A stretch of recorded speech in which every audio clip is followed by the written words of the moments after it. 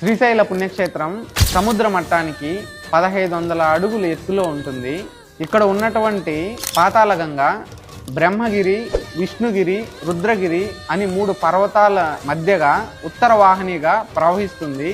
శ్రీశైల క్షేత్ర శిఖరం 2830 అడుగులు. కృతయుగంలో హిరణ్యకశ్యపునికి ఈ మందిరం పూజా మందిరం. ఈ యొక్క పుణ్యక్షేత్రం శ్రీరాముడు, పాండవులు ఈ క్షేత్రాన్ని దర్శించారు. శ్రీశైల క్షేత్రానికి వచ్చేటటువంటి భక్తుల యొక్క అవస్థలు చూసి ప్రోలాయ వేమారెడ్డి 13వ శతాబ్దంలో మెట్లు నిర్మించాడు. ఒకప్పుడు ఎన్నో కొండలెక్కి, గుట్టలెక్కి, పుట్టలెక్కి, వాగులెక్కి, వంకలెక్కి భగవంతుని దర్శించుకుని ఎంతో కష్టపడితే గాని దర్శనం లభించేటటువంటి కాదు. అటువంటి దర్శనాన్ని ధూళి దర్శనం అంటారు.